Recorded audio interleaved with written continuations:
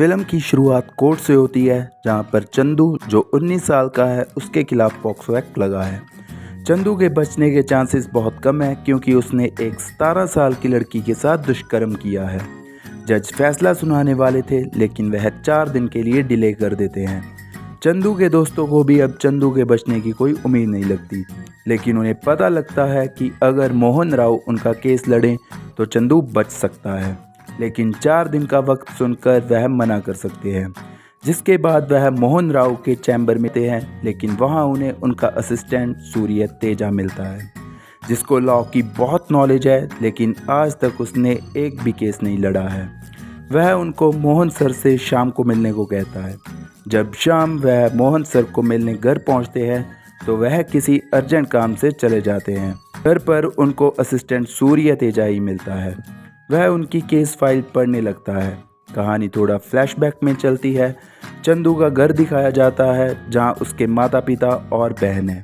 चंदू के पिता चौकीदार हैं और उसको पढ़ने के लिए डांटते रहते हैं ताकि वह एक अच्छी जॉब ले सके।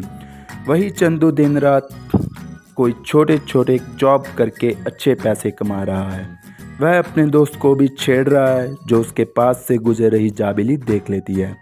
जाबिली मज़ा चखाने के लिए किसी तरह चंदू का फ़ोन नंबर पता लगाती है और उसे डांटती है।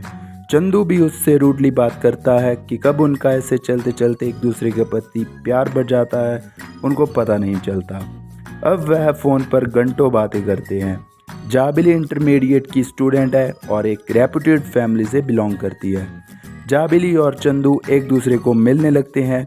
फिर एक दिन जाबिली चंदू के घर गई कि चंदू को उसी समय पुलिस द्वारा अरेस्ट किया जाता है और उस पर ब्लैकमेल और पॉक्सो एक्ट का केस दर्ज किया जाता है क्योंकि जाबिली नाबालिग है। फिर कहानी प्रेजेंट में जाती है और असिस्टेंट सूर्य तेजा ही केस लड़ने को मान जाता है क्योंकि उसे लगता है कि चंदू को गरीब होने की वजह से फंसाया जा रहा है। जब वह कोर्ट में फिर से ट्रायल प्रोसीडिंग की रिक्वेस्ट करता है तो जाबिली के रिलेटिव मंगापति अपने वकील से दुष्कर्म के सारे प्रूफ सामने लाने शुरू कर देता है। अब चंदू का वकील सूर्य तेजा चंदू को बचा पाएगा या नहीं, यह जानने के लिए आपको फिल्म देखनी होगी। फिल्म स्टार्टिंग से ही बिना टाइम वेस्ट किए कैरेक्टर्स को बांधना स्टार्ट कर देती है और ऑडियंस को बोर नहीं होने देती। पहले इस फिल्म को थिएटर्स में रिलीज़ किया गया था, लेकिन अब यह OTT पर अवेलेबल है।